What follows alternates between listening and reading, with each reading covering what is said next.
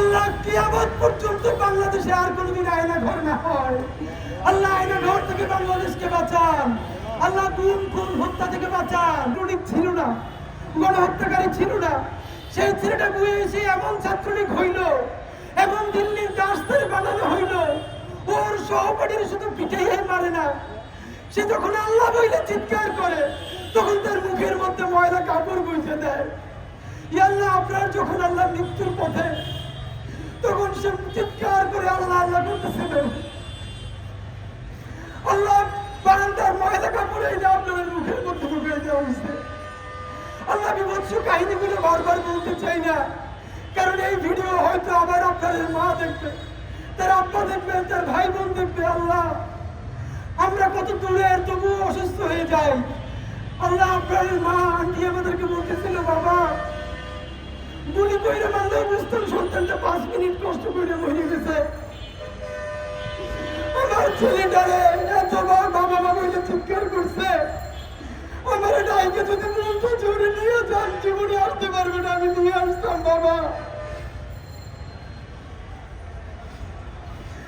আল্লাহ, আমি দেখেন যে ভাইয়েরা গণহত্যায় অংশ নেয় নাই, কিন্তু এখনো হাসিনার হত্যাকে সমর্থন করে। আল্লাহ, এই পতিত ফ্যাসিস্টদের অফিসের সামনে দাঁড়িয়ে দোয়া করি, আল্লাহ তাদের অন্তরে আপনি সত্য উন্মোচন করে দেন। আল্লাহ, আমাদের আওয়ামী লীগের সাপোর্টার ভাই বোনদের অন্তরে আল্লাহ তারা একবার চিন্তা করতে দেন, আপনার ভাইটা তার নিজের ভাই, আপনার ছেলেটা তার নিজের সন্তান। আল্লাহ, আপনার ভাইকে আপনি জান্নাতুল ফিরদাউসের সর্বোচ্চ মাকাম নসিব করেন। আমিন। আল্লাহ, আপনি তাকে রাসূলুল্লাহ সাল্লাল্লাহু আলাইহি ওয়াসাল্লামের সাথে সাক্ষাৎ ঘটাইয়া দেন। আল্লাহ, তার আব্বা আম্মার অন্তরটাকে আপনি শান্ত করে দেন। আল্লাহ, আপনার উত্তরসূরি জুলাই গণহত্যার শিকার আল্লাহ ১,৫০০-এর অধিক শহীদ, আল্লাহ প্রত্যেককে আপনি জান্নাতের মেহমান বানায় দেন।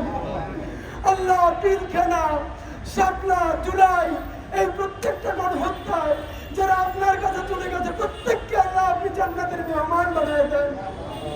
আল্লাহ, আমাদের যে ভাইরা চিরতরে গুম হয়ে গেছে, আল্লাহ তারা যদি কেউ বেঁচে থাকে তার বাবা মার কাছে তারা ফিরিয়ে দেন। আল্লাহ, যে বাচ্চাটা তার বাবা যখন গুম হয় তখন সে মায়ের গর্ভে, এখনো সে ছবি নিয়ে ঘুরে বাপের খুঁজে। আল্লাহ, আল্লাহ কিয়ামত পর্যন্ত বাংলাদেশে আর কোনোদিন আয়না ঘর না হয়। আল্লাহ, আয়না ঘর থেকে বাংলাদেশকে বাঁচান। আল্লাহ, গুম খুন হত্যা থেকে বাঁচান, আওয়ামী লীগের ষড়যন্ত্রের হাত থেকে বাঁচান। আল্লাহ, দিল্লির অন্তর থেকে ইয়া আল্লাহ আমরা সবার শুভাকাঙ্ক্ষী, আমরা দোয়া করি। আল্লাহ, দিল্লি যদি হেদায়েত প্রাপ্ত হয়, তারা যদি আমাদের ভালো প্রতিবেশী হয়, আমরাও তাদের ভালো প্রতিবেশী হইতে চাই। কিন্তু আল্লাহ, যতক্ষণ না পর্যন্ত তারা তাদের দখলদারিত্বের মনোভাব পরিত্যাগ করবে, আল্লাহ যতক্ষণ তারা আমাদের ঘরে হত্যা করতে চাইবে, আল্লাহ তার দ্বিগুণ শক্তি নিয়ে তারা প্রতিরোধ করার শক্তি আমাদেরকে দাও। আল্লাহ, আমরা আর কত আপনার জন্য দিব? আল্লাহ, রক্তের সাগরে ভাসতে ভাসতে আমরা তো ক্লান্ত হয়ে যাচ্ছি। আল্লাহ, এই জুলাইয়ের শক্তিগুলো আজকে বিভাজিত হয়ে গেছে। আল্লাহ, আপনার কাছে একটাই দাবি, আল্লাহ বিএনপি হোক, জামাত হোক, এনসিপি হোক, পরিষদ হোক, শত শত ভাগ হোক, কিন্তু বাংলাদেশের জমিনে যখন ভারতীয় আধিপত্যবাদ দখলদাররা আগ্রাসন করবে, এই প্রত্যেকটা বাংলাদেশ প্রতিসন্ধিকে শক্তিকে তুমি এক করে দাও। আল্লাহ, আমাদেরকে ঐক্যবদ্ধ করে দাও। আল্লাহ, আমাদেরকে শক্তিশালী করে দাও। দিল্লির আধিপত্যবাদ থেকে আমাদেরকে বাঁচাও। আল্লাহ, আগ্রাসন থেকে বাঁচাও। আল্লাহ, তুমি কাশ্মীরকে বাঁচাও। আল্লাহ, তুমি আরাকানকে বাঁচাও। আল্লাহ, তুমি ফিলিস্তিনকে বাঁচাও। আল্লাহ, তুমি গাজাকে বাঁচাও। আল্লাহ, বাংলাদেশের যদি স্বাধীনতা না থাকে আমরা আর একটা গাজা হয়ে যাবো। আল্লাহ, আল্লাহ, গাজার পাশে ইসরায়েল, বাংলাদেশের পাশে ভারত। ইয়া রব্বে কারীম, বাংলাদেশের স্বাধীনতা সার্বভৌমত্ব আমাদের ভুলে, আমাদের অসততায়, আমাদের খেয়ানতিতে তুমি স্বাধীনতা ধ্বংস করে দিও না। ইয়া আল্লাহ, আমরা তোমার কাছে ওয়াদা করি, ইয়া আল্লাহ, বাংলাদেশের সমস্ত রাজনৈতিক দল শক্তিও যদি ভুলেও কোনোদিন দখলদারদের সাথে হাত মিলায়, আমরা তোমার কাছে শক্তি চাই। আমরা ওয়াদা করি, ইয়া আল্লাহ, সমস্ত ক্ষমতার মোহ থেকে আমাদেরকে তুমি বাঁচাও, অর্থের লোভ থেকে বাঁচাও, আল্লাহ খ্যাতির বিড়ম্বনা থেকে বাঁচাও। আল্লাহ, বাংলাদেশে 18 কোটি মানুষ, আল্লাহ তার কোনো কণ্ঠস্বর নাই। আল্লাহ মিডিয়ায় তার কোনো জবান নাই, কালচারে আর্টে তার কোনো অবস্থা নাই। আল্লাহ আমরা ছোট কয়টা প্রাণ এই 18 কোটি মানুষের কণ্ঠস্বর হয়ে উঠতেছি। আল্লাহ আল্লাহ আমরা সব থেকে নির্লোভ ভাবে এই মানুষগুলোর কথাই যেন চিরদিন বলতে পারি, স্বাধীনতা সার্বভৌমত্বের কথা বলতে পারি। আল্লাহ তুমি আমাদেরকে কবুল করো। আল্লাহ তুমি আমাদেরকে সব থেকে ইনসাফ পরায়ণ বান্দা বানাই দাও, আমাদেরকে স্বাধীন সার্বভৌম বানাই দাও। আল্লাহ সমস্ত আধিপত্যের বিরুদ্ধে আমাদেরকে তোমার সব থেকে প্রিয়তম যোগ্যতম সাহসী সৈনিক বানাই দাও। রব্বে কারীম, আওয়ামী লীগের এই অফিস থেকে বাংলাদেশ বিক্রির যে গত 54 বছর ধরে ষড়যন্ত্র হয়েছে, এইরকম আর কোন বিল্ডিং তো দূরের কথা, আর কোন কুড়িঘর যেন বাংলার জমিনে তৈরি না হয়।